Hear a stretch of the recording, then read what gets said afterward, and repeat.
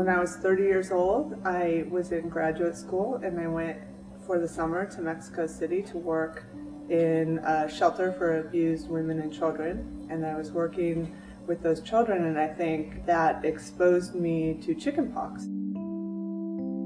I started having what seemed to be more symptoms than you typically hear about. I literally had them everywhere. I had some in my mouth, I had them on my scalp, I had them all down my arms and legs, on my torso, on my back. Every place you could imagine there were pox. And in many places they were so close together that it was just giant redness. And it took a lot of self-control not to just spend my time scratching and making horrible scars. And you're sweaty from having a fever, and so a number of them did get infected and get a little pus and scabs. And at some point in the process, it did start to get a little difficult for me to breathe.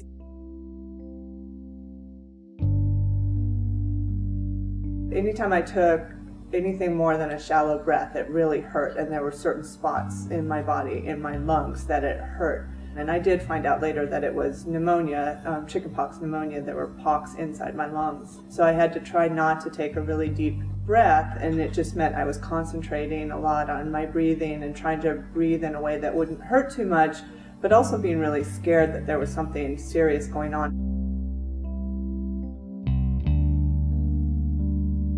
It was pretty scary to get ill by myself in a foreign country without access to medical assistance and without family around to support me. I also knew I wouldn't be able to travel because it's an infectious disease, so it wasn't like I could just hop on a plane or a train and go back home. I think it was probably somewhere in the range of 2 to 3 weeks that I was on my own in my apartment, just trying to make it through the process. It was only when the pox on my skin had cleared up that I was allowed to go on an airplane, but I still had my problems breathing, and it took about 2 months after that for the breathing to feel normal again.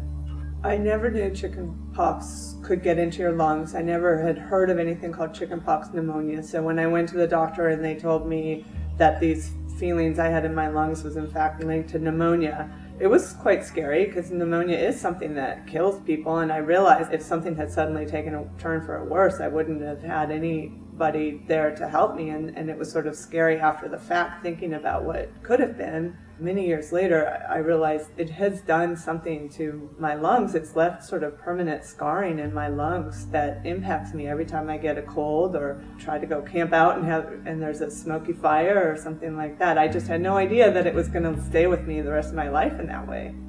I think a lot of people have the belief I did before this happened to me that chickenpox isn't a big deal, that it's something that everybody went through and you get through it and then you're immune. Of course, I would make sure my kids got the chickenpox vaccine, and I would want every parent to at least make sure they understand what all the side effects are to chickenpox, and that it's not necessarily the benign thing that often we grow up thinking that it is.